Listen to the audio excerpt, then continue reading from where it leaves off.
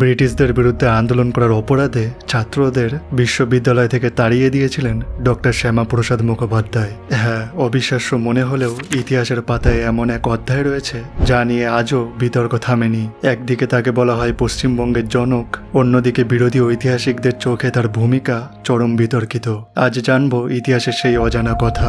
সময়টা 1936 সাল। ডক্টর শ্যামাপ্রসাদ মুখোপাধ্যায় তখন কলকাতা বিশ্ববিদ্যালয়ের সর্বকনিষ্ঠ উপাচার্য। বিশ্ববিদ্যালয়ের স্টুডেন্ট মিলিটারি ট্রেনিং উইংয়ের একটি কুচকাওয়াজ চলছিল। নিয়ম অনুযায়ী ছাত্রদেরকে নির্দেশ দেওয়া হয় ব্রিটিশ পতাকা ইউনিয়ন জ্যাককে স্যালুট করার জন্য, কিন্তু রক্তে যাদের স্বাধীনতার আগুন সেই জাতীয়তাবাদী ছাত্ররা সেটি প্রত্যাখ্যান করে। এক ছাত্র স্যালুট না করায় তাকে নির্মমভাবে চাবুক মারা হয়। অবশ্য ডক্টর শ্যামাপ্রসাদ মুখোপাধ্যায় নিজে চাবুক মারেননি। কুচকাওয়াজের দায়িত্বে থাকা ব্রিটিশ সামরিক প্রশিক্ষক ওই ছাত্রকে চাবুক মেরেছিল। এই অন্যায়ের প্রতিবাদে ফুঁসে ওঠে গোটা ছাত্র সমাজ। শুরু হয় সর্বাত্মক ধর্মঘট, কিন্তু উপাচার্য হিসাবে ডক্টর শ্যামাপ্রসাদ মুখোপাধ্যায় ছাত্রদের পাশে দাঁড়ানোর বদলে ব্রিটিশ শৃঙ্খলার পক্ষ নেন। আন্দোলন দমাতে অত্যন্ত কঠোর অবস্থান নিয়ে তিনি বহিষ্কার করেন দুই শীর্ষ ছাত্রনেতা ধরিত্রী গঙ্গোপাধ্যায় এবং উমাপদ মজুমদারকে। এখানেই শেষ নয়। ইতিহাসের চাকা যখন 1942-এ পৌঁছায় তখন মহাত্মা গান্ধীর ডাকে দেশ জুড়ে চলছিল তীব্র ভারত ছাড়ো আন্দোলন।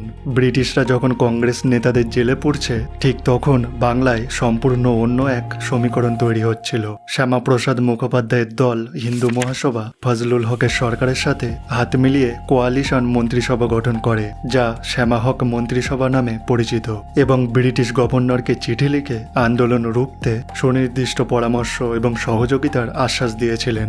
যখন দেশ জুড়ে বিপ্লবীরা ব্রিটিশদের তাড়াতে মরিয়া, তখন তার এই কৌশলগত অবস্থান অনেকের মনেই প্রশ্ন তুলেছিল।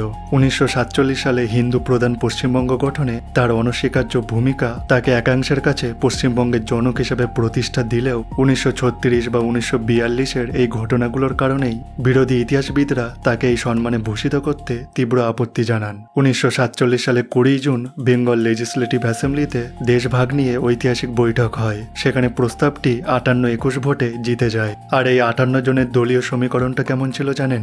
58 জনের মধ্যে 55 জনই ছিলেন কংগ্রেসের বিধায়ক, 2 জন ছিলেন কমিউনিস্ট পার্টির বিধায়ক, আর মাত্র 1 জন ছিলেন হিন্দু মহাসভার বিধায়ক। বন্ধুরা, ইতিহাস কোনো একক রৈখিক গল্প নয়, এটি আলো আর অন্ধকারের একটি জটিল কোলাজ। তো বন্ধুরা, ভিডিওটি ভালো লাগলে প্লিজ লাইক, কমেন্ট এবং আপনার বন্ধুদের সাথে শেয়ার করতে ভুলবেন না। দেখা হচ্ছে পরের ভিডিওতে। ভালো থাকবেন, সুস্থ থাকবেন। জয় হিন্দ।